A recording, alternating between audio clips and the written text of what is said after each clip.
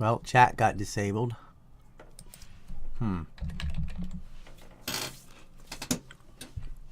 Somebody must have written something to get the chat disabled.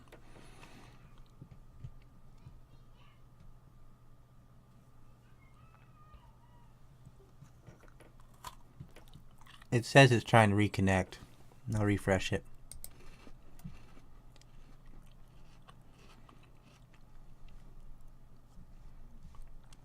Right, there you go. I didn't do nothing.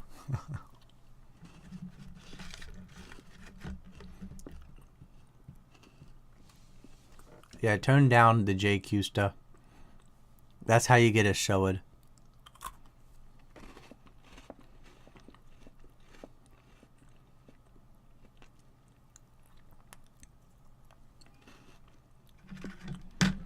Guys, don't confuse Zionism with the Jews. They're not the same thing. And that's another problem with the way Zionists cause anti-Semitism. Because they're racist themselves. And that creates a very predictable backlash. Over 109 times.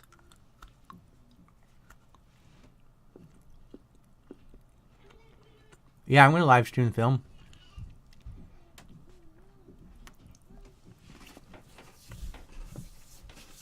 "10 minutes. The hammer's gone.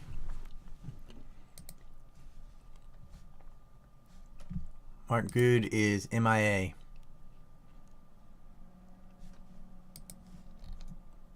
So chat is gone on YouTube, but still going on Streamlab. So whatever.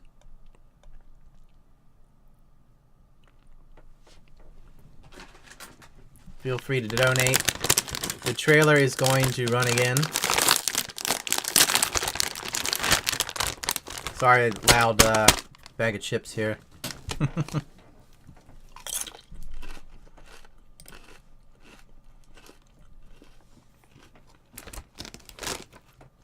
Yeah, I gave my thoughts on the Mayweather fight. Like, what do you think was going to happen? You got a 21-year-old kid who's a weight class below having his very first pro boxing match ever versus Floyd Mayweather. I mean, that's a joke. If Floyd wanted to do something interesting, he should have come in and did an MMA match. That would have made hundreds of millions of dollars. Floyd boxing some kid who's not even his weight, who's never had a boxing match, is just silly. Kiranu, $2.02. How much Native American do you have? Been curious. What do you mean, do I have? You mean, am I? Majority? I got Croatoan, Tuscarora, and Powhatan.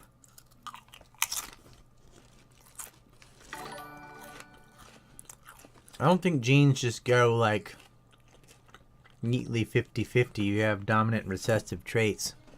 And so this idea that like your blood is like half this, half that because your mom's this, your dad's that.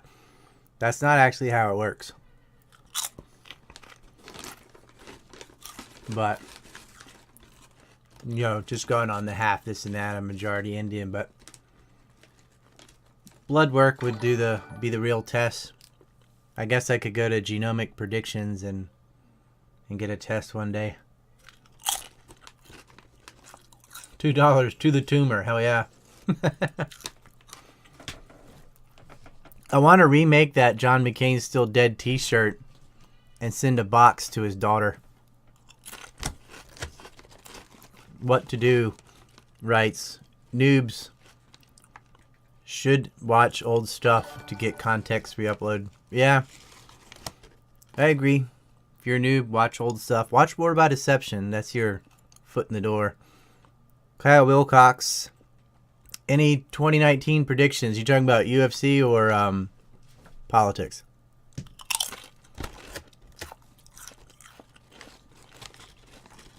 Black Fox writes, "Hey Rye, have you heard of The Finders?"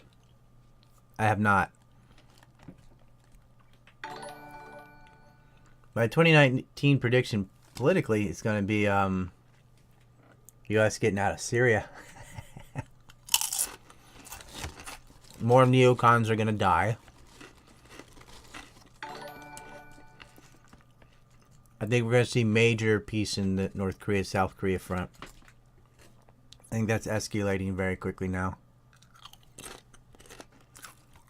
My worry about 2019 is Ukraine.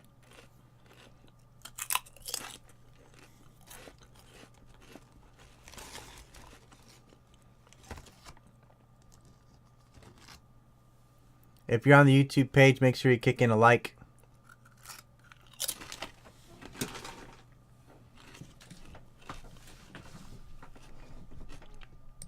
I think we're going to see some Pan-Africanism in the Horn of Africa, too, in 2019. Somalia, Eritrea, Ethiopia are going to have a consolidated front. That's what I think. They already kicked the IMF out of Eritrea. Move Africa. Africa has the highest taxes in the world, the most regulations, and some of the highest rates of borrowing at the highest rates of interest. I mean, it's the least capitalist place on earth, besides, you know, communist places like North Korea. I think the whole world's learning to drop leftist economics. Do I think that 5G is a threat? You talking about phone service? Look, they already listen to everything. Like, don't fool yourself. It's not just Pegasus software. Like, if you're using an iPhone, if you're using anything that's not physically connected by a wire, they can listen to your conversation. They can look at all your photographs. That is a thing. There is no protecting it, other than going old school and using like a regular camera and stuff. What's been going on recently with Yakuza, if you know anything? The Yamaguchi-gumi in southeastern Japan, or southwest Japan, sorry, are in the middle of a civil war. And so the Kobe longshoremen and some of the Osaka pachinko gambling syndicates are fighting with each other over territory. It's very interesting. Mr. Cop 199. 2019 will be the year of chaos. Stay frosty, folks. Okay. We'll give about 4 minutes to showtime, and I'm going to mute the mic. I would ask, if you want to sub, do that now. Trying to get to 45K. If you hit the little bell, the alarm, it may or may not work, but that's what they say. I don't think the 5G thing is going to be harmful to, like, cause you tumors or whatever, but I don't know. Like, ask a science person. I'm not going to use it. I won't afford it anyway, so I don't worry about it. It's not my thing. Like, I have no opinion on it.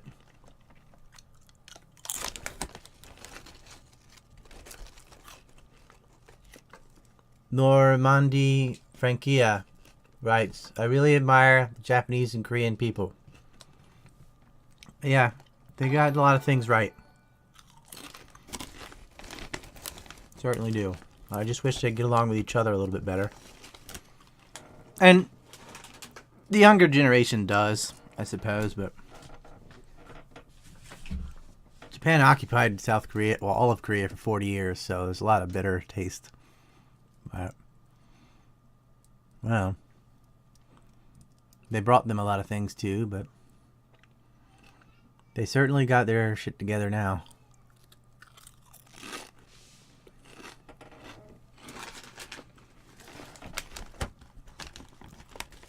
You've got Scandinavia as pretty similar to Japan in a lot of things. But, you know, Sweden's completely cocked. Norway, good with heavy metal. Finland, they're all sex addicts. So I guess Finland's like Japan the most.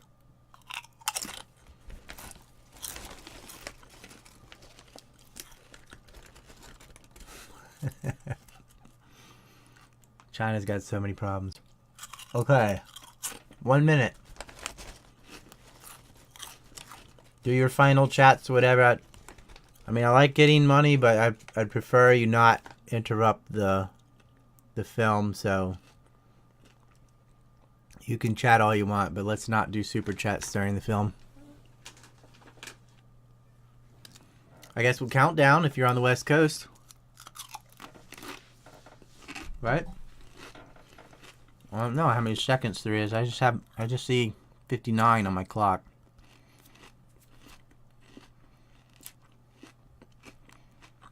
If anybody's on the West Coast, you can start writing 10, 9, 8. Just when I see it hit Happy New Year's time, I will say so, and I'll flip on the trailer and then the movie. Boom! Happy New Year's! Happy New Year's, everybody! Hooray! Hulk Hogan for the win.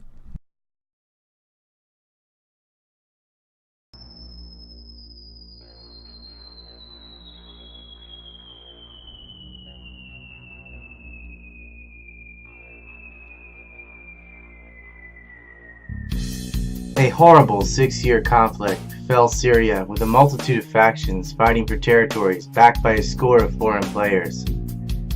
The script for the war, as with Iraq in 2003, originated with Zionist partisans with Israeli interests in mind. From Oded Yanan to the Israeli clean break papers, the Zionist regime made it very clear what their intentions were in Iraq and Syria. American mass media had a uniform message that Assad must go for years until the Trump administration took power. The world will not waver.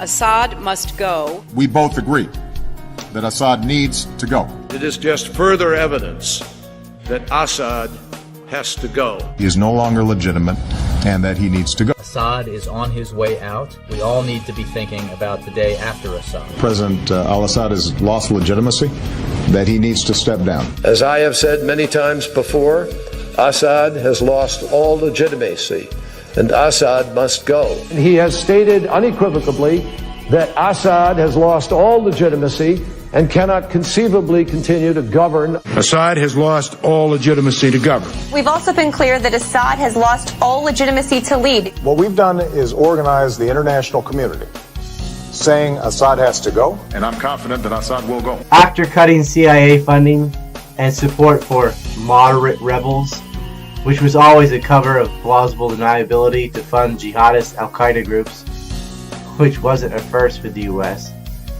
the Syrian military and its allies were able to quickly deliver a cascade of defeats to the mercenary terrorists. In Iraq, after the U.S. made it clear that they did not back Kurdish secession and would not give them air support, the Iraqi forces chased out the Peshmerga in a mere 36 hours. The world must know that the U.S. was dragged into these conflicts via Israeli pressure and deceptions. As the president said, we have spent $6 trillion in the Middle East and we haven't won anything. These are animals. You have to knock them out. You have to knock them off strong. You decide what to do after. You can't fight 2 wars at one time. If you listen to him and you listen to some of the folks that I've been listening to, that's why we've been in the Middle East for 15 years and we haven't won anything. We've spent $5 trillion in the Middle East because of thinking like that. We've spent and Lindsey Graham, who backs him, who had 0 on his polls. So let me just tell you something. We've spent.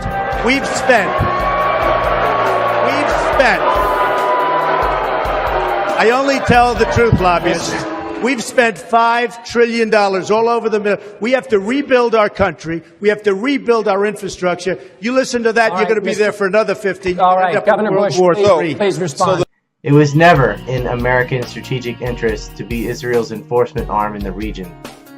With Saudi Arabia falling apart internally and Israel's plans for Syria wilting before their eyes, can the U.S. finally shake off these parasites of foreign policy and take a new direction? Let Syria and ISIS fight. Why do we care? Let ISIS and Syria fight. And let Russia, they're in Syria already, let them fight ISIS. Look, I don't want ISIS. I don't want ISIS. ISIS is bad. They're evil. When they start doing with the head chopping and drowning of everything, these are really bad dudes. So I don't want them. But let them fight it out. Let Russia take care of ISIS. How many places can we be? So essentially, we have to get rid of ISIS, very importantly. But I look at Assad, and Assad to me looks better than the other side. And you know, this has happened before. We back a certain side, and that side turns out to be a total catastrophe. Syria, Israel's invisible hand. Available New Year's for free. My gift to you. Please consider donating in the link below so we can make more future films on other topics.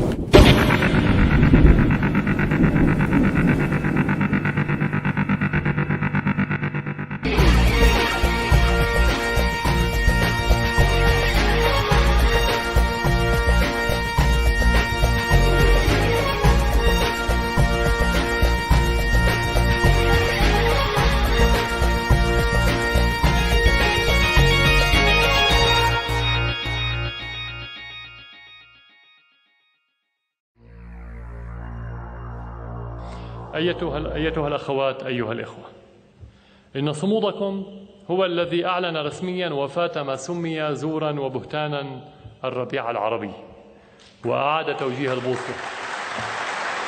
فلو كان هذا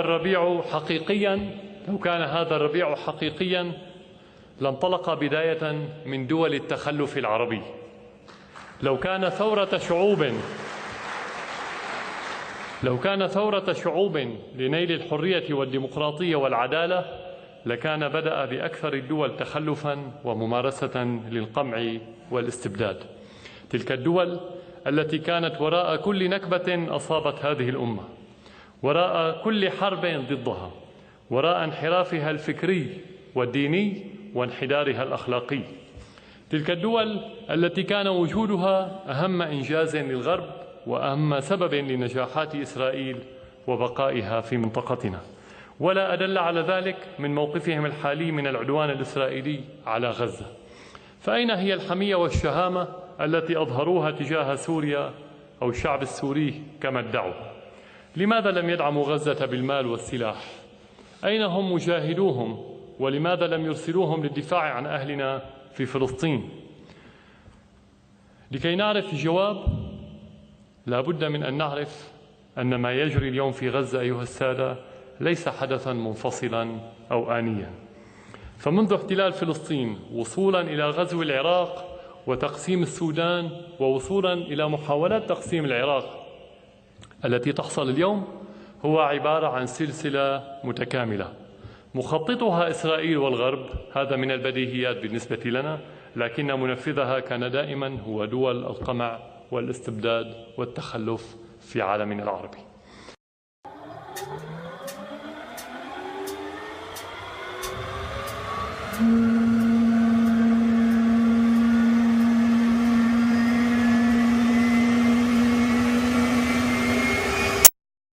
With the Islamic State's empire in Syria crumbling before the onslaught of the Damascus-Moscow-Tehran alliance, the Israeli regime has become more vocal than ever in calling for the overthrow of President Bashar al-Assad. Interestingly enough, Israel chants this war cry at a time when the administrations in Ankara and Washington, previously the leaders in such rhetoric, have abandoned open callings for the removal of President al-Assad as the leader of Syria, and are now working on salvaging what they can from the Syrian war via dialogue with Moscow, de facto admitting that it is the Russians who have the only genuine solution for resolving the conflict. Words aside, Israeli support for destabilizing jihadist factions in Syria has become more apparent than ever since the beginning of this year. In March, Israel carried out a strategic air raid against Syrian government forces at the T4 military airport, attempting to justify the strike by claiming it was targeting a Hezbollah military convoy.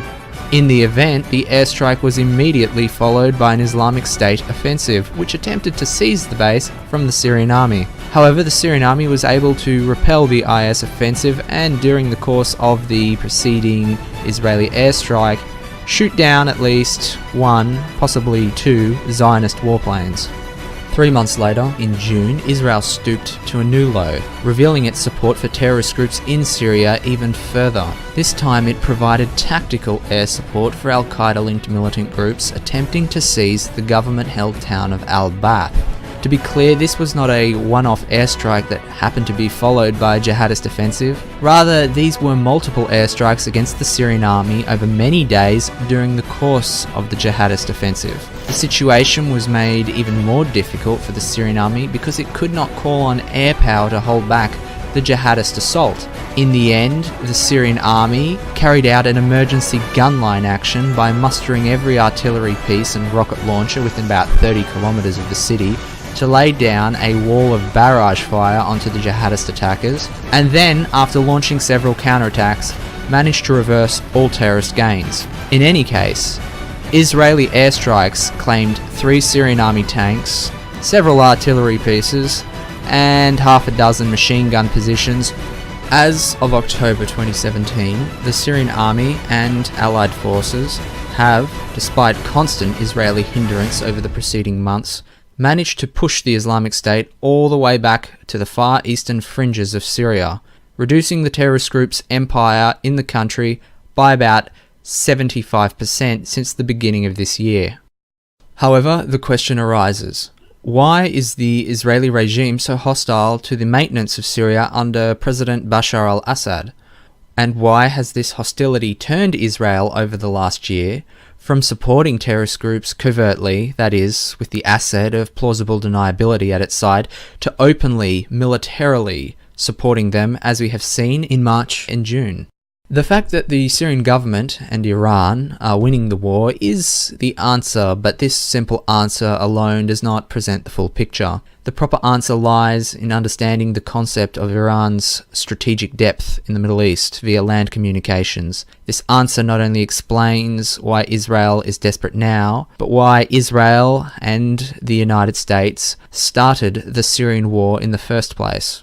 Prior to the Syrian war, Iran enjoyed what could be called contiguous strategic depth throughout the Middle East. Massive international highways running from Tehran to Baghdad to Damascus and to Beirut allowed Iran to transport economic goods and military assistance all the way to the Mediterranean coast and every Levantine country in between. This by no means gave Iran regional hegemony, but it did ensure that the country remained an influential power in the Middle East. Insofar as Tehran remains connected to Iraq, Syria and Lebanon via highways, Israel, who has sought Middle Eastern hegemony since the 1980s, can never hope to seize total control of the region.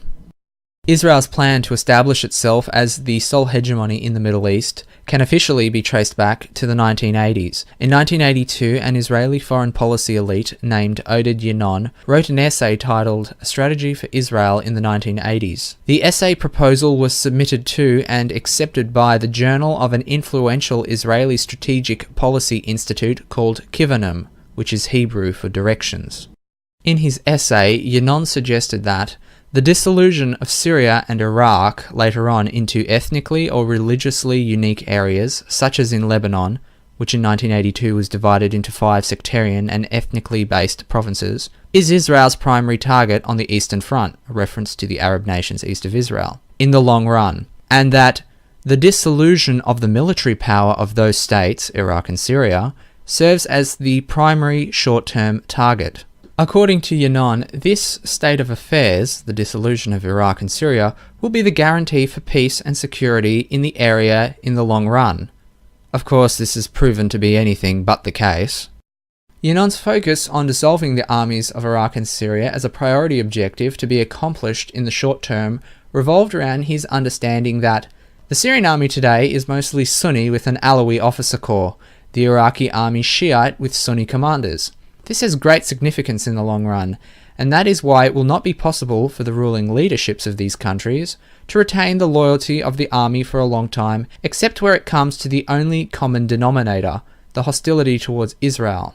Thus, according to Yinon, provoking the dissolution of the target country's armies along sectarian lines is seen as a necessary precursor to destroying unified, armed opposition to the Zionist state, and as a core compounding factor in the sectarian balkanization of the countries themselves. Going into detail, Yinon argued that Syria should be balkanized in a way so that there will be a Shiite Alawi state along its coast, a Sunni state in the Aleppo area, another Sunni state in Damascus, hostile to its northern Sunni neighbour, and the Druze who will set up a state, maybe even in our occupied Golan, and certainly in the Horan Plateau and in northern Jordan. Whether Israel plans to physically colonize the spaces that it is currently destabilizing in Iraq and Syria, in accordance with the Yinon plan, or whether destabilization is an end in its own right is subject to debate. In his proposal, Yinon made no suggestion for the need to physically take over regions within Iraq and Syria for the purposes of Israeli colonization, rather placing emphasis on the need to simply break up these countries into smaller sect and ethnically based chiefdoms that preferably wage war against one another. What should be understood is that the act of destabilization alone does serve the purpose of dissolving regional powers and thus ending regional competition for the power that is seeking hegemony. In this respect, the conquering of nations through traditional imperialist methods such as colonization and military occupation is no longer required. Rather, one can control such countries by simply preventing them from being in control of themselves. There are three main benefits to this specific practice. The first being that this is a covert approach to establishing hegemony, being far less blatant, and therefore attracting less attention in the eyes of international observers than methods revolving around direct subjugation. Secondly, it is financially cheaper and requires less military and human resources to accomplish and maintain regional hegemony through this approach. The third benefit is that this approach still allows for the economic exploitation of the target territories. By playing different chiefdom-like power structures against each other, the conqueror can then approach one of the different power structures and offer them an advantage over other localized power structures in exchange for economic concessions. A great example of this is Iraqi Kurdistan, where Israel receives 77% of its oil via trade with the Kurdistan regime in Erbil, who in turn receives political recognition from Israel in pursuing official territorial separation from Iraq. Before continuing on with cross-checking the protocols of the Yinon plan with events that have unfolded in Syria, this report will take a brief moment to assess another target country of the Yinon agenda, Iraq. Writing about Iraq, Yinon stated, Iraq, rich in oil on the one hand, and internally torn on the other, is guaranteed as a candidate for Israel's targets. Its dissolution is even more important for us than that of Syria. Iraq is stronger than Syria. In the short run, it is Iraqi power which constitutes the greatest threat to Israel. An Iraqi-Iranian war will tear apart and cause its downfall at home even before it is able to organize a struggle on a wide front against us. Every kind of inter-Arab confrontation will assist us in the short run and will shorten the way to the more important aim of breaking up Iraq into denominations as in Syria and in Lebanon. In Iraq, a division into provinces along ethnic, religious lines, as in Syria during Ottoman times, is possible. So, 3 or more states will exist around 3 major cities, Basra, Baghdad, and Mosul, and Shiite areas in the south will separate from the Sunni and Kurdish north. It is possible that the present Iranian-Iraqi confrontation will deepen this polarization. In 1994, Dick Cheney, who had just concluded his term as Secretary of Defense, was working for the now infamous neoconservative think tank, the American Enterprise Institute. In an interview, he stated exactly what the US thought would happen in Iraq if Saddam had been removed after the first Gulf War in 1991. He admitted that pieces of Iraq would fly off, creating a Kurdish region in the north, with influence by Iraq's neighbours, and a lasting sectarian ethnic quagmire, and that it would cost many lives. That is exactly what happened after the US invaded in 2003, while Dick Cheney was serving as Vice President for George Bush Jr. In other words, Exactly what the Israelis desired is what the US predicted would occur if Saddam was overthrown. Do you think that the U.S. or UN forces should have moved into Baghdad? No. Why not?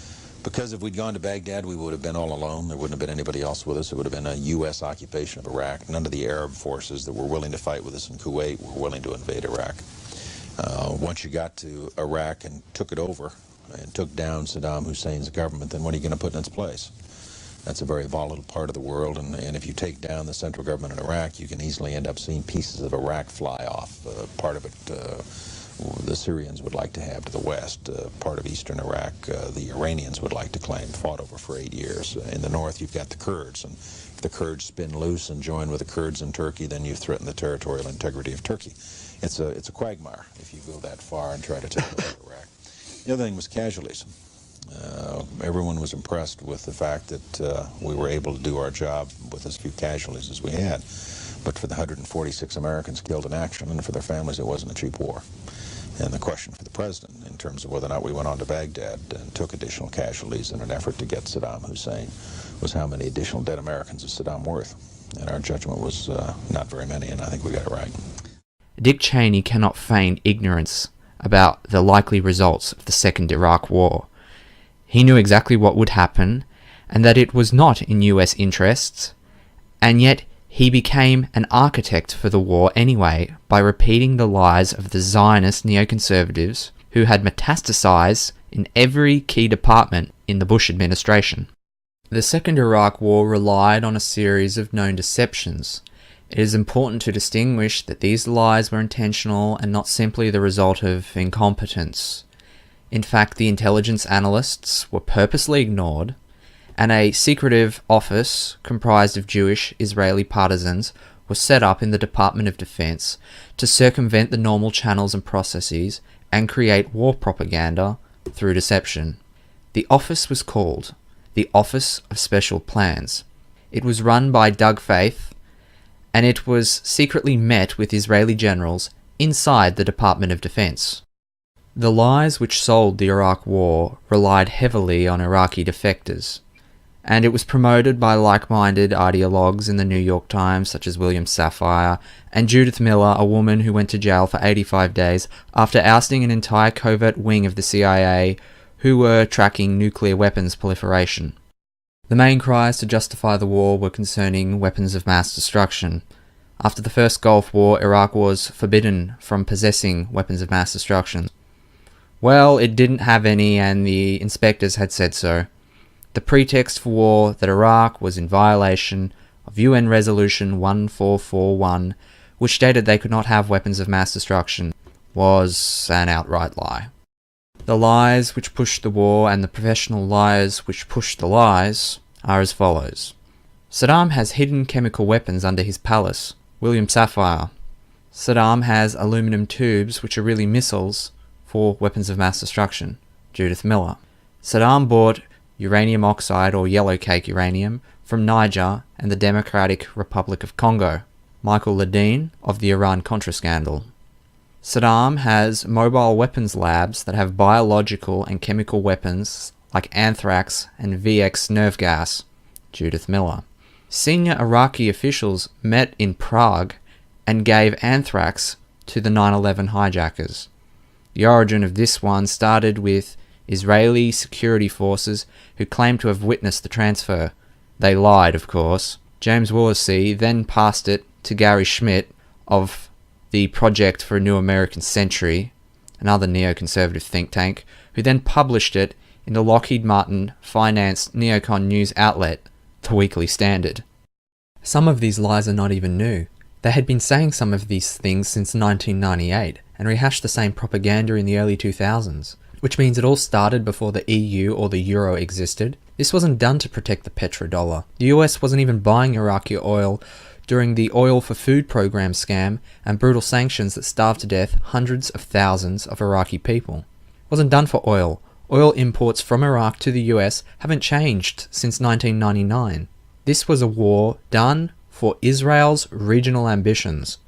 None of the pre-war lies start with energy companies. In fact, the energy companies were against it. Every single Iraq War lie originated from Zionist neocons and willing media participants. Judith Miller had been blaming everything on Iraq since the Oklahoma City bombing of 1995, and even alluded to a possible Iraqi connection to the 1993 World Trade Center bombing in an interview with Charlie Rose's radio show. Hence it comes as no surprise that she continued the witch hunt in 2002 and 2003. The Israelis wrote the script on Iraq and Syria. The Israelis benefited from the war in Iraq. It was Israel's plan to take out Iraq before Syria, and they openly wrote about it. The same neocons who created the Office of Special Plans and manufactured deceptions about Iraq wrote their own policy paper echoing Yinon, infamously called the Clean Break Papers. Richard Perle, nicknamed the Prince of Darkness, is the one who commissioned the policy paper, and he addressed it to the now current Prime Minister of Israel, his second time in such a role, Benjamin Netanyahu. This is an American Jew who worked in US defense circles within the Pentagon, issuing a policy paper for the head of a foreign state and only for the interests of that foreign state. In pointing out some of Perle's policy ideas, take the time to ask yourself if it sounds like Perle is writing about Syria and Iraq with any reference to US interests. Israel can shape its strategic environment in cooperation with Turkey and Jordan by weakening, containing, and even rolling back Syria. This effort can focus on removing Saddam Hussein from power in Iraq, an important Israeli strategic objective in its own right, as a means of foiling Syria's regional ambition, establishing the precedent that Syrian territory is not immune to attacks emanating from Lebanon by Israeli proxy forces. Most important, it is understandable that Israel has an interest in supporting diplomatically, militarily, and operationally Turkey and Jordan's actions against Syria, such as securing tribal alliances with Arab tribes that cross into Syrian territory and are hostile to the Syrian ruling elite. Of course, it goes without saying that along with Perle, other Iraq War architects such as David Wurmser and Douglas Faith were all signatories to the paper. As with most Israeli-driven wars in the Middle East, the conflict in Syria, though planned out by Israel decades in advance, has seen the Zionist polity keep its own financial and military resource expenditure to an absolute bare minimum by involving, as much as possible, allied partner nations, namely the United States. To this end, declassified Defense Intelligence Agency, DIA, and State Department documents show that as early as 2012, about 1 year into the Syrian war, US intelligence circles were fully aware of the sectarian nature of the conflict, fully aware of how America and allied nations were backing this sectarian insurgency, and fully aware of the intentions of the jihadist militias waging the conflict in Syria. In quoting from leaked DIA documents, keep in mind that AQI, or Al-Qaeda in Iraq, and ISI, the Islamic State of Iraq, are exactly the same jihadist polity as what we now know today as being ISIS, or the Islamic State. In clarifying the general situation in Syria as of August 2012, a 7-page DIA assessment noted that the course of the insurgency was taking a clear sectarian direction and that Salafist armed groups fighting under the banner of the Muslim Brotherhood and AQI, which is what we now know as the Islamic State, were the major forces driving the insurgency in Syria. The DIA identified that AQI, the Islamic State, supported the Syrian opposition from the beginning, both ideologically and through the media. In support of the Islamic State-led insurgency were Western countries, the Gulf states, and Turkey. The DIA document concluded that should the insurgency expand and gain more strategic initiative in the war against the Syrian government, then there existed the possibility of jihadist militias establishing a declared or undeclared Salafist principality, a Sunni Islamic State, in eastern Syria, and that this is exactly what the supporting powers to the opposition, i.e. the West, the Gulf states, and Turkey, want in order to isolate the Syrian regime, which is considered the strategic depth of Shia expansion led by Iran. In fact, it appears that the recognition by US intelligence of the Islamic State as a somewhat deniable asset of the coalition against the Syrian government can be dated back 6 months earlier to February 2012 in a State Department memo that was readdressed to then Secretary of State Hillary Clinton via an advisor named Jake Sullivan, which simply noted that AQ, Al-Qaeda or the Islamic State, is on our side in Syria.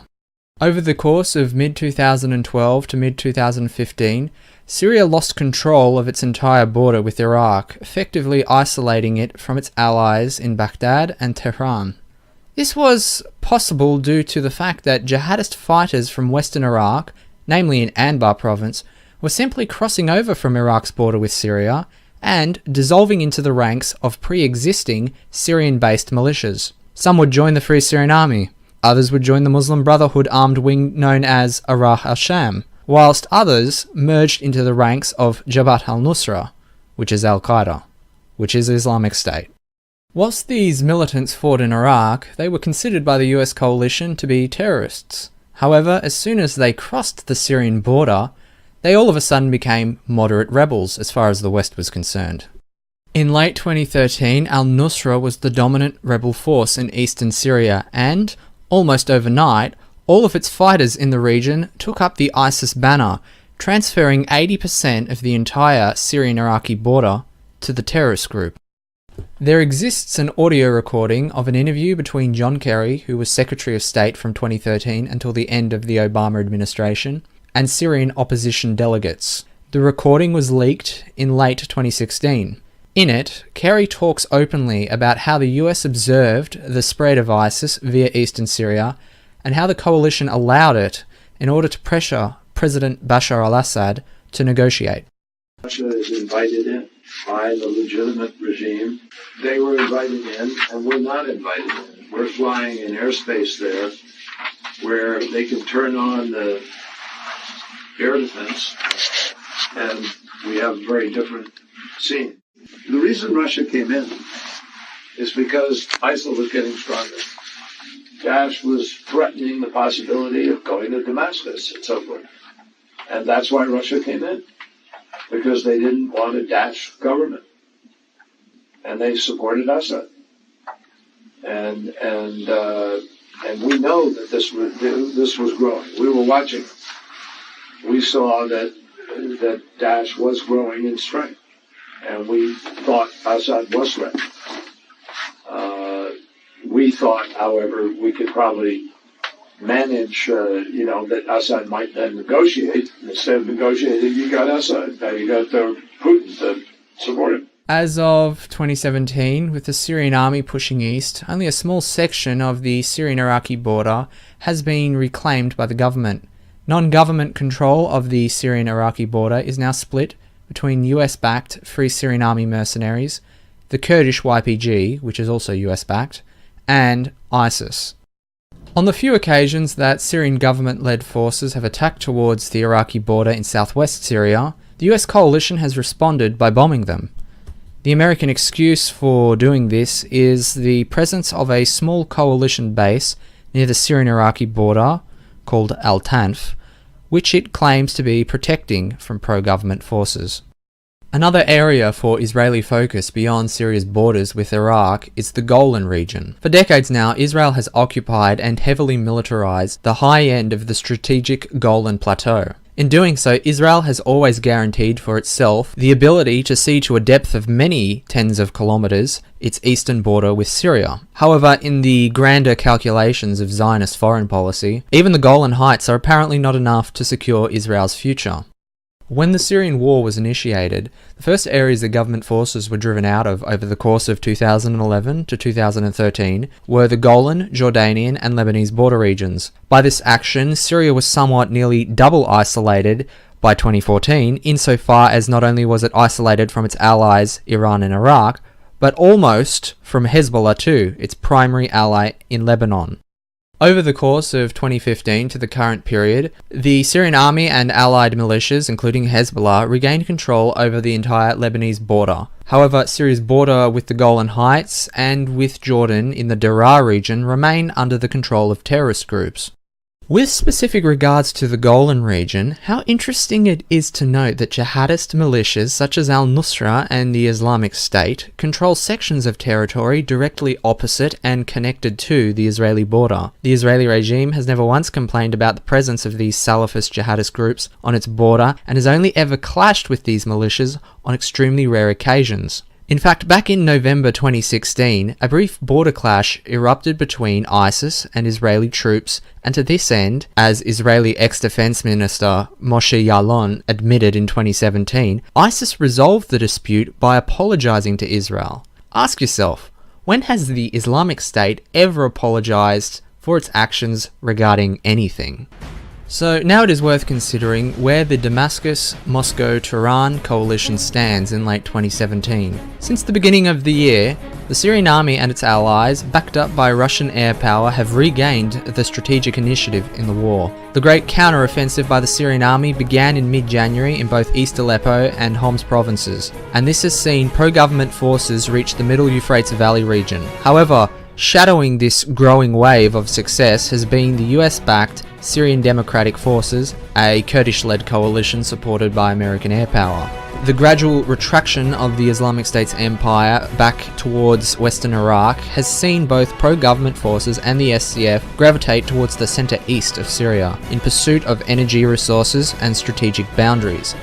As mentioned earlier, attempts by pro-government forces to reclaim the Damascus to Baghdad highway from Free Syrian Army mercenaries has been directly challenged by the United States. To this end, Moscow is in negotiations with Washington to organize the relinquishing of the Al-Tanf base by coalition forces and ensure their withdrawal from southern Syria. Further north, Kurdish forces have taken full control of the M4 highway crossing into Iraq. Only in southeast Syria does the international highway running from Deir ez-Zor to Al-Mukmal to Baghdad remain up for grabs. And in this direction, both pro-government forces and the Syrian Democratic Forces are throwing in all their reserves of strength to try and secure it. Here, pro-government forces have an opportunity to re-establish at least one road corridor to Baghdad and Tehran without having to engage in intensive post-war negotiations with coalition-backed pseudo-polities. Regarding the full restoration of Syria's sovereign borders with the Zionist-occupied Golan region and northern Jordan, high-level negotiations between the Moscow-led alliance and the United States, Israel and Jordan have been underway for several months now to try and reach a diplomatic solution. The biggest obstacle to these non-military efforts is Israel, who, having failed to overthrow the Damascus government, at least seeks some guarantee under international law that Iranian-backed forces in Syria, namely Hezbollah, are made to keep a certain distance from the Golan border. It is also possible that sometime next year, pro-Damascus forces will launch an offensive to physically expel militant groups from the Zionist-occupied Golan border region. However, Israeli air power will likely carry out a bombing campaign, regardless if it means openly supporting jihadist groups, in order to turn back such an attempt. The infrastructure, military infrastructure, economy is suffering. It's almost as if like Syria is going to fall into decay very soon, and the time is against you. In your opinion, how much time do you need to crush the enemy?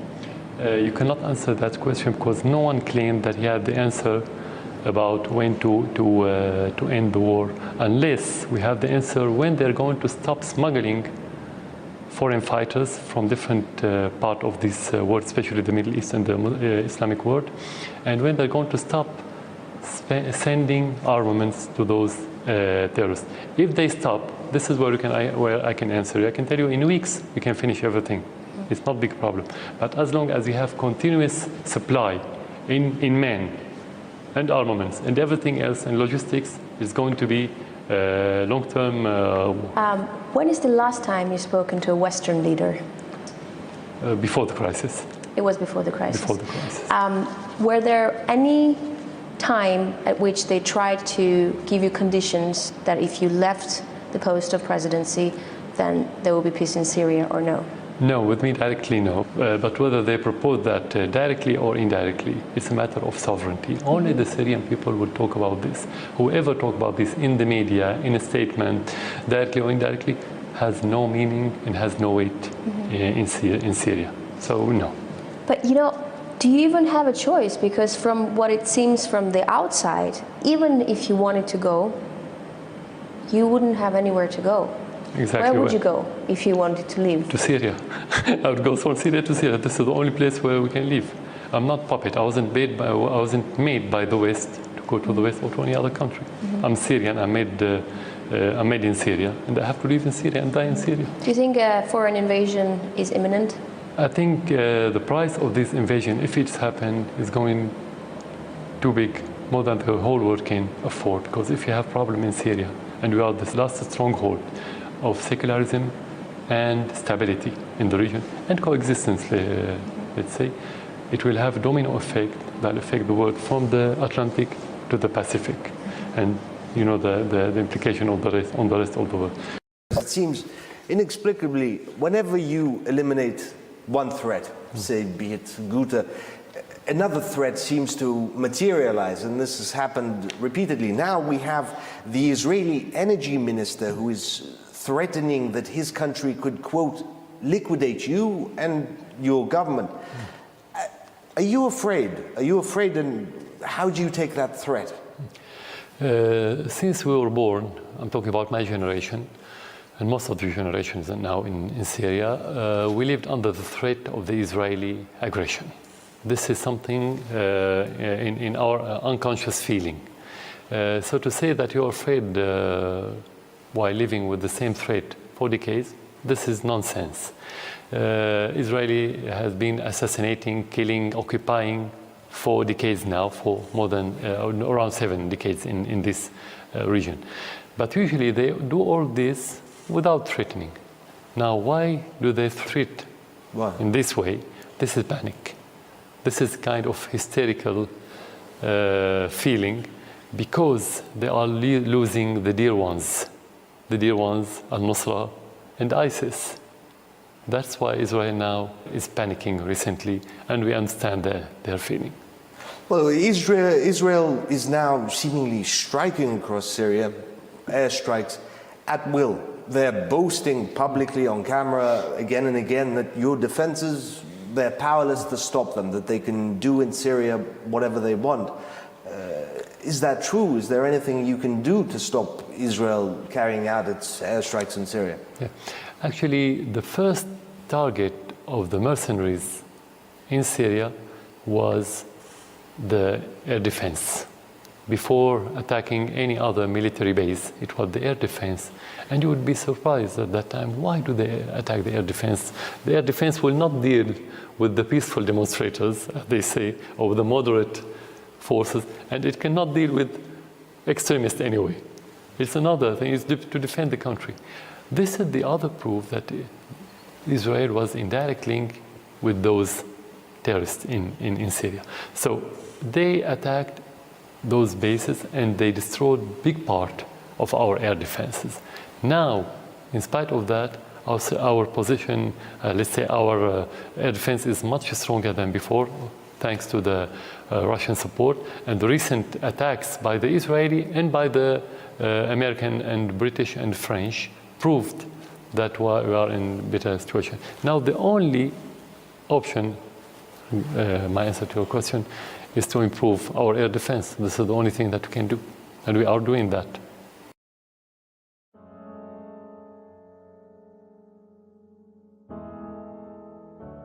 In December of 2017, the Switzerland and EU-funded investigative group CAR, Conflict Armament Research, concluded a 3-year investigation into the Syrian arms trade and issued their report.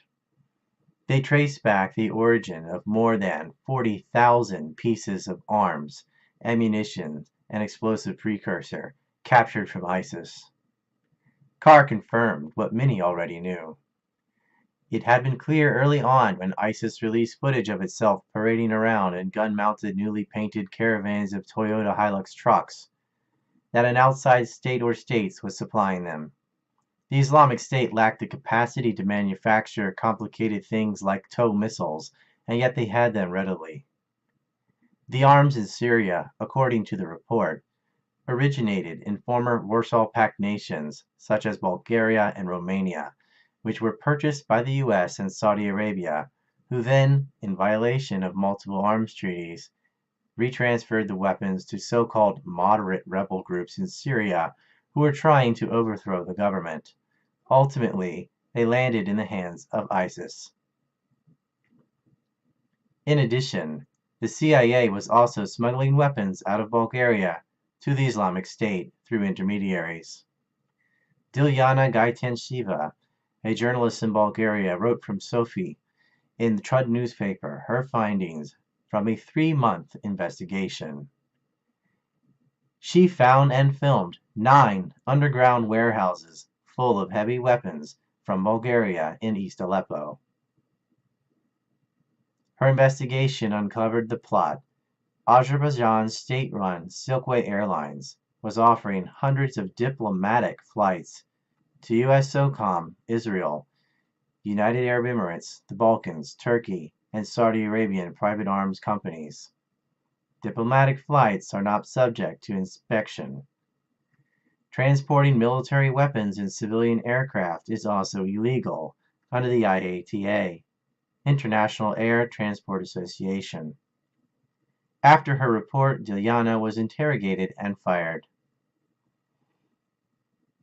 An American company called Purple Shovel was one of the main contractors buying and shipping non-U.S. weapons on behalf of SOCOM to rebel groups in Syria.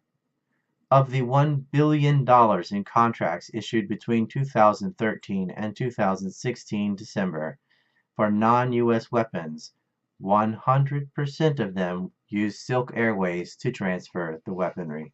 It is Iran-Contra 2.0. The U.S. publicly condemned arming the Contras and privately was arming them the entire time.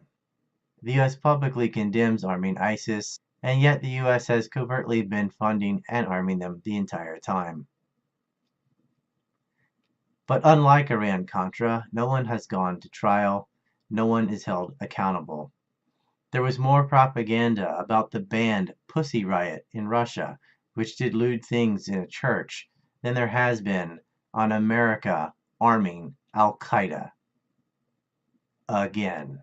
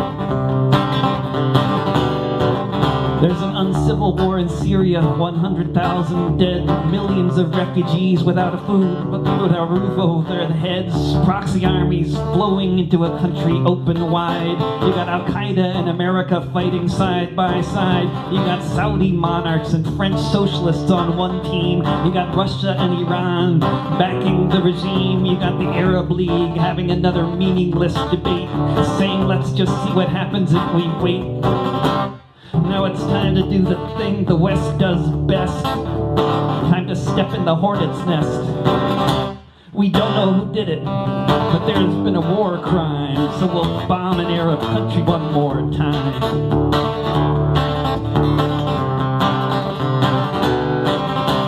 What we know is this: there was a chemical attack, kinda like the ones that happened in Iraq, like the white phosphorus we used on the people of Fallujah, or the chemicals we sold to Saddam for Halabja. But this time it's a different story: the poison gas and Gucci.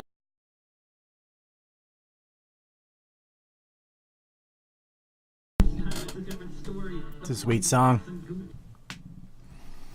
Israel did 9/11 JB since 999. Great work exposing those who destroyed this beautiful country and turned half of its population into refugees.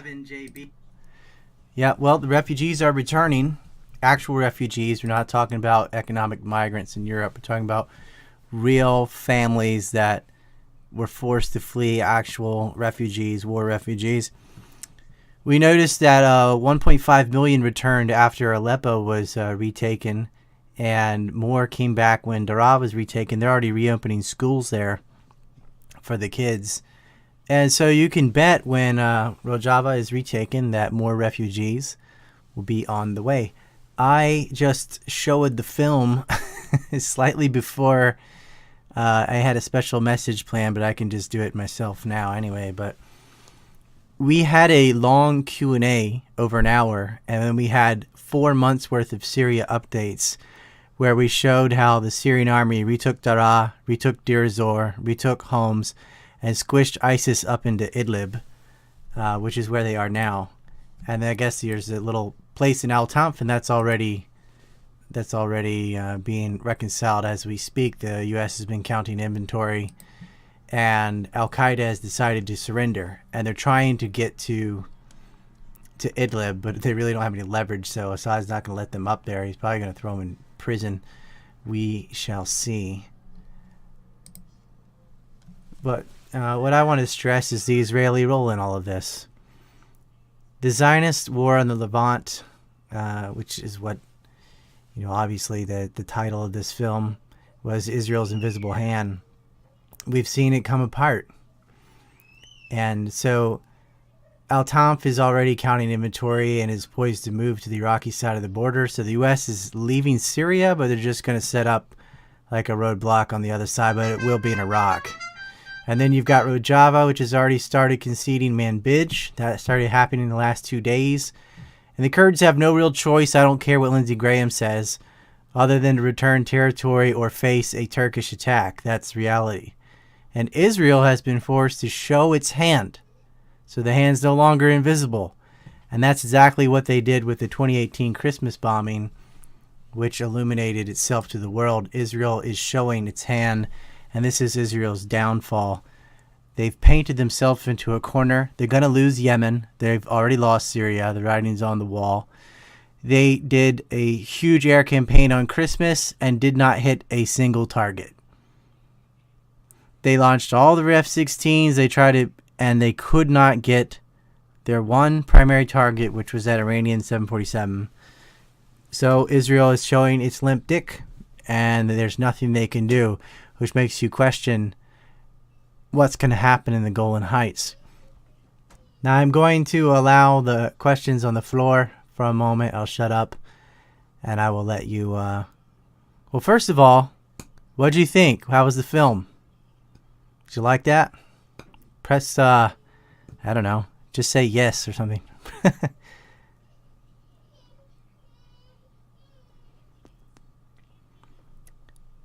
Well, I have a 9/11 question. Justro asks, what year did you figure out 9/11 completely? I don't know. I guess around 2003, I made all the connections to 9/11 in Iraq, and I already knew there had to be state sponsorship. I already knew the mass media was lying. There wasn't like a clear aha moment for that. Just kept learning more and more. I mean, once those dancing Israelis were busted, which was in 2001, I knew about that. It was pretty much over. Thanks, Q&A would be cool. F. Lindsey Graham, not really. That's gross, like Israel. Brett sent $5 to say that. Yeah, the only the only people Lindsey Graham's been messing with is his little kitty boys. Ryan Miller sends the donation. Is Greater Israel a realistic goal for the Jews? No, it isn't. It's dead in the water. They can try to colonize a little bit more of the West Bank. That's about all they're going to get, and that's not going to be sustained for long either. They've lost Syria. They've lost Lebanon. When Israel went to war with Lebanon in 2006 and lost to Hezbollah, note, Hezbollah doesn't have an air force. The Lebanese military did not fight with Israel, just Hezbollah did, and Hezbollah still beat them. And this was without any S-300s, 200s, or Russian air defense or anything. This was just Hezbollah, which is a militia group, versus the entire Israeli military. You're talking Navy, Air Force, everything. And they won. Israel lost. Because after 100 soldiers died, they couldn't stomach the casualties, and they quit. Israel cannot get skin in the game. That's why they decided to use proxy forces, the same way that during the Cold War, the U.S. would use proxy forces in places like Nicaragua.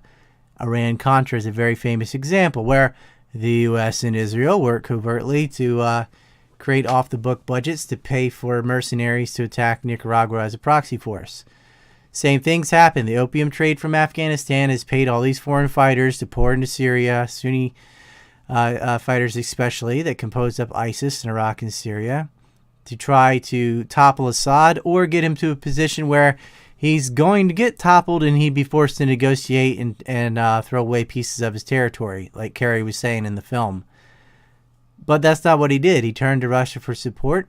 They started beating the terrorists. Trump got elected, not Hillary. Trump cut off all funding for quote-unquote moderate rebels. And without that American support, a lot of the partner companies dropped out. Qatar first, followed by the UAE, and then Saudi Arabia. Turkey was the last one left, but Turkey's motive was blocking a pipeline to the Mediterranean from Iran, which was done, and their other motive was to kill the Kurds. And so Turkey's backing ISIS to kill the Kurds, not to destroy Syria. And if they can get the Kurds out of Syria another way, they will, and that's what they figured out, and that's where we are now. So, yeah, we had an hour-long Q&A and 4 months of Syria updates, and Vimeo erased them all. Vimeo erased 6 years of my work, all my films, and took 2 months' worth of profits, about $5,000, because September is the best month for September 11th movie, and they just stole all the money. So if you're in New York, you're welcome to protest them. You're welcome to write them a letter. I'm hoping we'll get donations for this film, and that this could be the way of the future, because I would like more of the public to see these films, but I also have to pay for them, so it's catch-22. So if some of the public donates enough and they make enough revenue, then we'll start popping them out more frequently, and the ones that are already available can go public. And then I don't have to deal with the video on demand and code words and all this crap. I'll just make it public. This next problem will be, censorship. So I'll probably have to move it over to BitChute. So we'll see.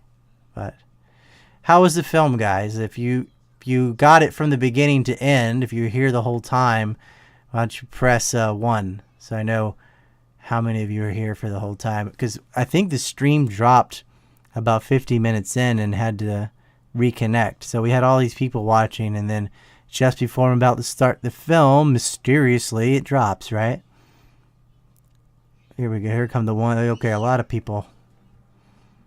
All right. And then there's a lot of things we could have talked about in the Syrian war, but the main focus of this is showing, just like Iraq, you had a bunch of neoconservative Jews that lied about Syria, and that Israel has been supporting proxy forces. We gave the DIA documents, the State Department documents, which back this up, and the policy papers themselves from Oded Yanon and Israeli Clean Break papers, all showing you the script for the war and how the press was complacent in this.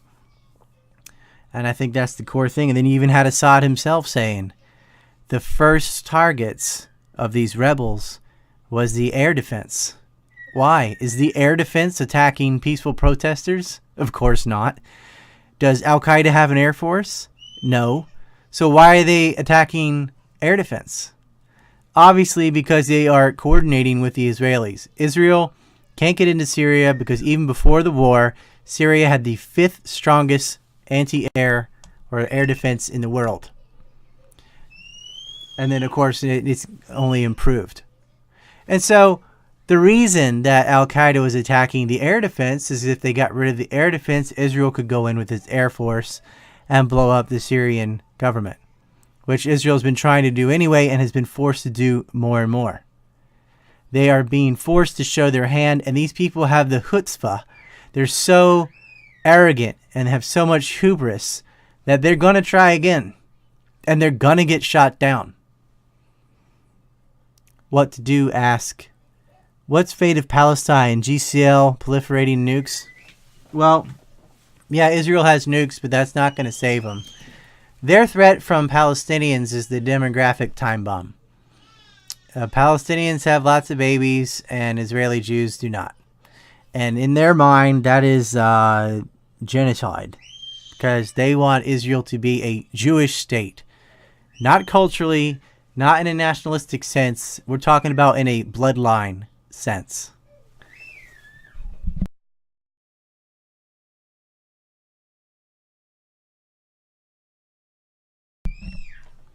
I do like that the term GCL is becoming prominent. That stands for God's Chosen Lunatics.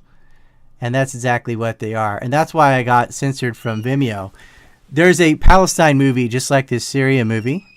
It's called The Jewish State, How Terrorists Formed a Nation. And then we had the Palestinian updates with Robert and Lakesh. And Robert and I did updates for months and interviews, etc. And all of that, of course, was erased by Vimeo. But the reason Vimeo erased my account was because of that. They decided that criticism of Israel is anti-Semitism. And of course it's not. Israel is Israel. Jews are Jews. They're different things. But that's why they took it down. Took $5,000. Took down all the movies. We've got to get our own platform, guys. And that's my resolution for 2019, is to build one or help someone else build one or join one that someone built. But I want to get away from Patreon. I want to get away from YouTube even. I want to get away from all these Silicon Valley cesspools where we can control our own stuff. Now, ANC Report is halfway there. We have a website. We have ability to sell films, although it's kind of like slow and not as, doesn't have the aesthetics of some of the Silicon Valley stuff or whatever, but you can buy and sell films. We can host your stuff. You're not going to get showed. We have a forum. And generally, you know, we can do MP3s. We just can't do videos, but we can host MP3s and things like that. But when it comes to YouTube, we have to pull our punches, of course. William Baldwin, thank you for the donation. Nice vid, Ryan. Do you expect the U.S. to start another major war during Trump's second term? You know, they're planning something they will never stop. Well, by they, I don't think that includes Trump. I think Trump, he wants peace in Korea. He wants peace in Syria. He's saying, how many places can we be? He's trying to draw back. But it only takes some sort of stunt, like the gassing, right, that caused the cruise missile attack. But I don't think it'll escalate above that, except for one problem. Ukraine. Ukraine is very dangerous. And this is where, especially with all the accusations of carrying water for Putin that Trump gets, he almost has to prove otherwise. And Ukraine and NATO they already are moving missiles in. Trump's left the treaties. Now the EU is leaving treaties. The EU is talking about building its own army. The counter to that is things like what's happening in France, right? National movements are popping up all over Europe. France in particular are fighting against this. So if the EU doesn't get its own army and France can't even control its own population, that actually prevents the Ukraine igniting a major war with Russia. So these yellow vests, we all owe them a huge thank you, whether they're doing it because they don't want to pay taxes or whatever their motive is. The result is they have effectively halted NATO and its ambitions for 2019 so far. And I'll just take that as a win, even though it's, kind of an indirect consequence of something else that's happening. So what? Take it as a win. All right, guys. Any other questions? Happy New Year's, everybody, by the way. Happy New Year. It is a Happy New Year. We got rail line connected in the Koreas. Trump pulling out of Syria. Trying to remove some troops from Afghanistan. I'd like to see more. It's not bad. We had the highway reopen in Yemen, right, from the port city. So more food is finally getting into Yemen. That's desperately been needed. The ceasefire has been holding so far. The U.S. and Saudi Arabia have had a wedge driven between them, and that's good.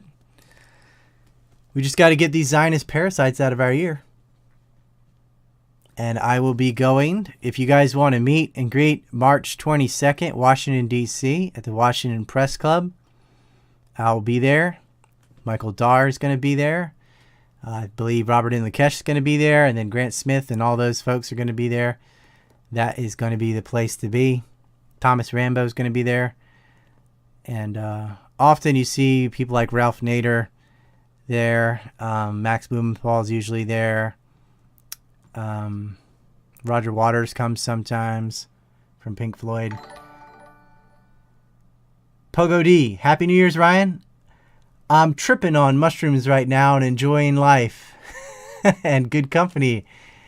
Here's to peace. Best to you and yours. Yours. I'm just trying to mess with your trippiness. Thank you. Enjoy your mushrooms and your trippy new year of 2019. Somebody said when? March 22nd, 322, just like Skull and Bones. Washington Press Club. We're going to be talking about the Israeli lobby. AIPAC's having their convention the next day. So if you want to go into their hotel lobby with your Boycott Israel t-shirts and stuff with me and take over their bar like we do every year and piss off all the little old midgets, then come do that with me. Are mushrooms legal in Japan? Mushrooms were legal in Japan until 2002, I think, which might explain things like Super Mario Brothers. But they are illegal now. They're illegal, but it's kind of like marijuana is illegal in most of the U.S., but people just do it anyway. So kind of like that. Marijuana, on the other hand, is very illegal in Japan. Like you'd get fired from your job if you were caught with something with the devil's lettuce. But mushrooms, no big deal. So it is what it is. I don't recommend doing drugs.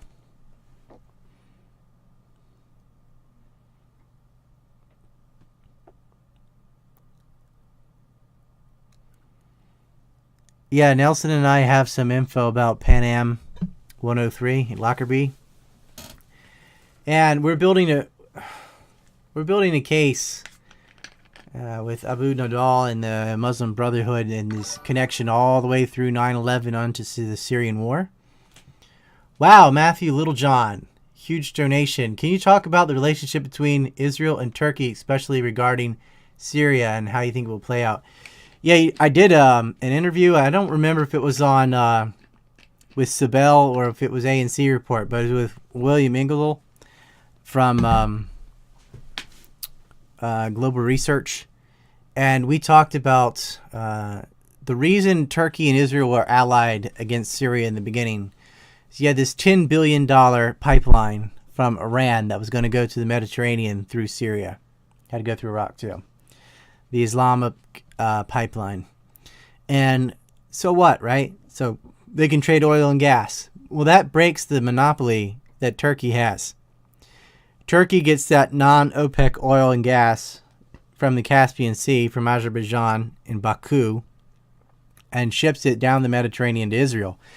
That's for Israel's own oil and gas, and they also take the surplus gas and oil And Israel passes that right on through its own pipeline to the Red Sea, where that oil can then move to China and India. Why not just go east from the Caspian? Because there are no lines, because there are mountains, and because there are problems. So it goes west through Turkey and then down through Israel. I made an animated movie about this. So you see that Israel enjoyed itself as the middleman for Turkish oil and gas. And then Turkey enjoyed itself as a middleman from the Caspian oil and gas. And so with Syria and Iran making their own line, it bypassed all that. That's for the oil going to Europe. And then, of course, that same oil could just go through the Suez rather than Israel and go to China. And so it was a threat to to Turkey's what they enjoy as being the nexus of energy flow in the area between East and West. And war with Syria, of course, canceled any dreams of this pipeline being built. That was Turkey's ambition. Israel, on the other hand, that was like a tertiary reason. Israel has been wanting war with Syria since the Iraq War. I mean, that was always the plan. They literally wrote it out. They said first we have to take out Saddam, and then it's on to Damascus. The road to Damascus goes through Baghdad, as Pat Buchanan used to joke, explaining what the neocons' motivations were. But Turkey couldn't get a war with Syria. Israel couldn't get a war with Syria until Turkey was on board. And they really didn't have the people in place because they needed support from the United States, which they got as soon as Hillary Clinton was Secretary of State. Then they destabilized Libya, invaded, moved those surplus weapons into proxy forces, and then the war in Syria began. And then Kerry was no different. So under the trifecta of Hillary, Kerry, and Obama, the U.S. was on board to ally with Al-Qaeda, being the ground forces of Israel's Air Force. And then Turkey supplied them with weapons, money, logistics, and protection on the north, Israel in the west, and the United States set up their little base in Al-Tanf, allegedly for the FSA, but everybody knows it's Al-Qaeda. And then you can see in the film you just watched, if you saw it, when ISIS is defeated, where do they retreat? Right? All along the Euphrates River, like in a thin layer around that river, because they're going under the protection of the U.S.-backed Kurds. And then the other spot is where? The southwest corner next to Israel. ISIS, the last place that they lost was Daraa, right? This is where this whole thing starts. And they're coordinating attacks with the Israelis. The Israeli Air Force will go in. Al-Qaeda goes in as a ground force. Now they're all smushed up in Idlib on the border with Turkey. Right? This is their this is logistic supply. This isn't an organic rebellion in the cities or something. These are foreign-backed mercenaries, privateers, and everybody knows this. Turkey wants to get rid of Kurds. They already ethnically cleansed Kurds in Turkey.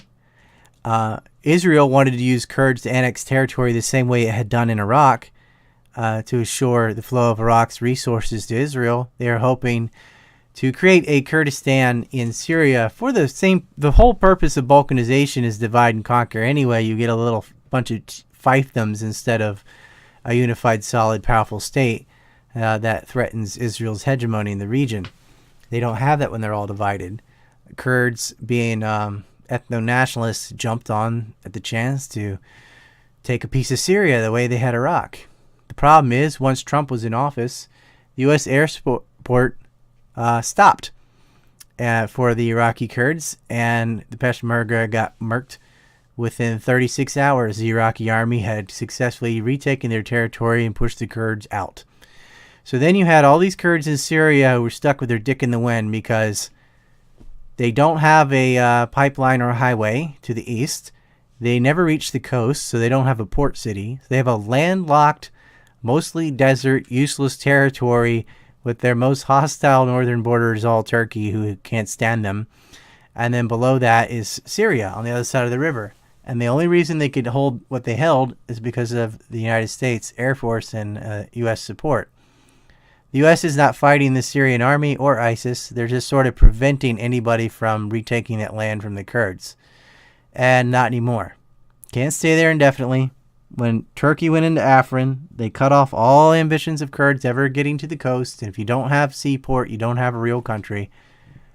So their days are numbered. They're already going into Manbij right now. They've decided, well, better to see the territory back to Syria and thus be under Syrian anti-air defense sphere of influence and avoid being invaded by Turkey than it is to try and hold the territory. Syria keeps the grid turned off, and what happened in Afrin would happen in Manbij too, and they know it. And the Turks absolutely will invade as soon as the U.S. is out, unless the Kurds return the territory to Syria. And so that's what's happening. But Turkey and Israel, they've always had this energy relationship, but then culturally they hate each other. Turks hate the Israelis. They don't like what's happening to the Palestinians. They don't like Israelis killing fellow Muslims. And so their leadership has to mouth bad things about Israel. But judge a man by what he does, not by what he says. They've always supported them financially. They've always done business together. They've always kept the oil and gas flowing to Israel. That's what they actually do. What they say doesn't really matter, but people say, oh, there's this quote or that. Whatever. Obama said a lot of anti-war stuff, but he didn't do it. So it didn't matter. He was never anti-war, but his supporters were. And so a lot of Turks, they don't like the Israelis, but the Turkish government always does what it's told. So, but they draw the line on the Kurds. Kurds are a giant ethnic group in Turkey who are exclusionary. And a lot of this they bring upon themselves because they're doing a lot like what Zionist Jews do, trying to have an exclusive identity politics that push other people out and trying to take land and territory and government nepotism and ethnic nepotism for themselves. And that's always a failed philosophy. You either sibnap or nothing unless you are the strongest, because you can't be a minority or a large minority in a country with that kind of behavior. So they're going to lose again. And Turkey doesn't have to invade, though, if they cede the territory back to Syria. And then there's no reason. Turkey doesn't care if Syria takes the territory or not, just as long as the Kurds don't have it. So that's that. And Israel wants to keep them there. But Israel doesn't have the power to... Look, Turkey is much more useful to the United States as a NATO ally than the Kurds. And with what they're planning in Ukraine, they need Turkey. And so Turkey wins, and they're getting their way. It was right after meeting with Erdogan that Trump comes back and says, we're pulling out of Syria. Right? He's not doing this because he loves the Syrian people and he understands we've been helping Al-Qaeda. That's not why. He's doing it because it's what Turkey asked him to do. And Trump looks at the two and he thinks, well, what do the Kurds offer me? Nothing, basically. What's Turkey offer me? A lot. So guess which one he chose. I hope that answers that question. Anything else? I got to bounce. Been in this chair for a while. Hope you enjoyed the film. I'd like to release more of these publicly. You can get all the films, ancreport.com. And there's a tab on the top that says films. If you're using a phone, you can just write ancreport.com/films. And there's The Empire Unmasked, of course. There's the film you just watched on Syria called Syria, Israel's Invisible Hand. Zionist Covert War on the Levant. There's Decades of Deception, which is my favorite film that I've made. It's a timeline of covert warfare, particularly in the Middle East. There's Trump's Zionist Ball and Chain, which goes over the New York, New Jersey mafia, Zionist mafia with the Kushner family. There's The Jewish State, How Terrorists Formed a Nation. Shows you how Israel was birthed. And no, it does not start with 1948. It goes way back, and it's talking about terrorism all throughout the 30s. You've got the War Architects and Profiteers 3-hour lecture I gave in Sydney, Australia, about all of this, tying everything together from Afghanistan to Syria. There's the Neocolonialism in Africa. If you want to know, like, why so many African states are so poor. And no, it's not low IQ in Dindu. There's actual policy problems there. There's a whole bunch of interviews I did about JFK and RFK. These things are only like $1, 88 cents, I think. And there's Andrew's film, European Phenotypes, if you're into that Atlantic, Kurgan, Danubian, Neolithic race stuff. And we've got some interviews with David Cole and Veronica Clark, which were too sensitive for YouTube, that are on there. And there's all the woodsheds. There's like 88 woodsheds. I think it's a good number to end on. No, there's 87. The 88th is going to be on the ADL. So timely. So perfect. So, ancreport.com/films. That's that. Yeah, they censored my David Cole interview. It was reaching 100,000 something, and I don't know. We did like 6 interviews, but that one got shoved. Veronica Clark, we were talking about just myths about World War II. Not the Holocaust. We were talking about, like, did Hitler live? Or did Bush finance the Nazis? Was the Reichstag fire really a false flag? It was not. That kind of stuff. And that got opened. There's a good interview with JF and Veronica Clark and myself, but I think the one with just her and I was actually better. So, that's my opinion. I don't know. They're both pretty good. Alright, Happy New Year to everybody. Hope we can do this again. I'll see you on the other side. I'll give you a few seconds if anybody wants a final question before I bounce. It's like 6:21 p.m. here.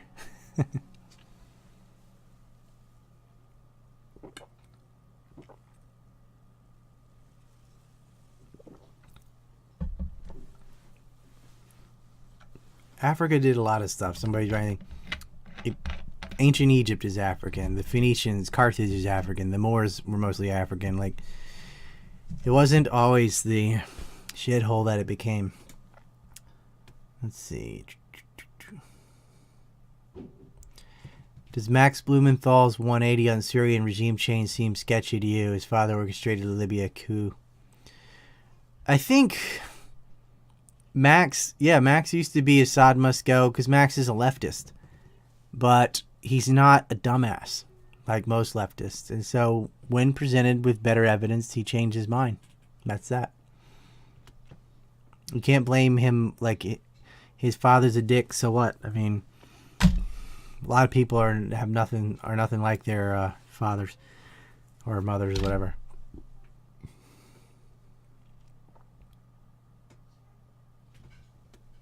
Yeah, it's all North Africa. I'm talking about Africa. So what? Coastal regions always do better than the interior. When you talk about Europe, you talk about Western Europe, right? You're talking about Spain and France and the United Kingdom mainly.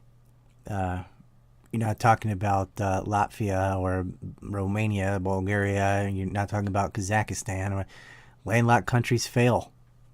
Coastal countries succeed. All the Mediterranean civilizations did very well. Egypt did well. Carthage did well. The Levant did well. The Turks did well. Or the Hittites, whatever they used to be. The Italians did well. Or the Romans before that. The Greeks did well. I mean, yeah. Sea power matters. River things too. The Nile, Babylon. He's like, are you worried about Trump may start a war with Iran after? I don't think you can get a war with Iran. If we're going to go to war with Iran, Saudi Arabia has to get that port city in Yemen. That hasn't happened yet. And a war with Iran, it'd have to be a proxy war, just like the war in Syria. And, I mean, do you really think you're going to fall for that? We've kind of drained out, we've run out of bodies to throw at the fire. And I just don't see that happening. I think economic warfare, cyber warfare, those are on the table. But a hot war? Nah, not by next year. I'm worried about Ukraine. That's the most volatile place right now. I already explained that earlier, though. Skripal poisoning? Pfft, whatever. It's like Litvinenko. I mean, the UK just blames Russia for everything. without evidence. No, why the hell would you use some weird, super specific poison to get rid of somebody when you could just stab them? You know, it doesn't make any sense. It's like a Sherlock Holmes novel. Like, aha, you have this rare South African flower in your boot that could only be da-da-da-da-da. It's like, who would do that? It's kind of like the polonium poisoning. Who's going to use a multi-million-dollar, super rare radioactive substance to get rid of somebody who obviously died on a botched smuggling operation, who OD'd on it on accident? Why would you use that when you could just, you know, snap his neck, shoot him in the face, stab him, beat him to death, throw him out a window, hit him with a car? Like, there's so many ways to just get some low-level mafia scrub to go up and go pow and go to jail for it. Like, no state, no KGB, whoever, is going to use an $11 million poison or some super awesome nerve agent, and it didn't even kill them. P.S. It is a dumb narrative. That's my 2 cents on that. And I wrote a long article about Litvinenko. It's on UNS.com and it's on ANC Report. Yeah, like Jack Ruby. Just have some thug go up and shoot him in the stomach. Exactly. Jacob Rubenstein. Have I ever met an Asian Zionist? Not in Japan. Nope. Trying to think, probably in the U.S. Somebody.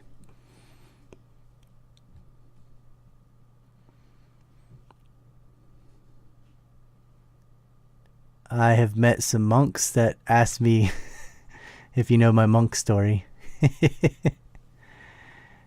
Told him I was an American journalist. He goes, "Are you Jewish?" I said no. He goes, "Oh, well, you know, the American media is run by the Jews." That was a funny day.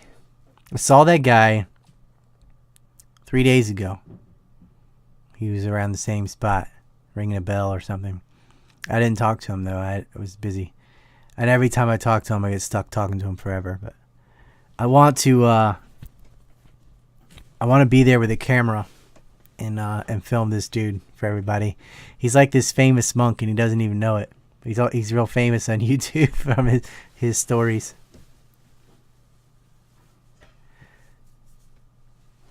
Yeah, they ring bells and they bang like blocks together. They go bink. I got to show you some of the Japanese New Year's stuff. It's New Year's is like Christmas. It's the biggest holiday in Japan. People go get their fortunes from the temple and temples, and they've got all this traditional Japanese music. None of this Beyonce and crap. It's all traditional music for about a week. I really like it. Yeah, a lot of festivals. And a lot of alcohol.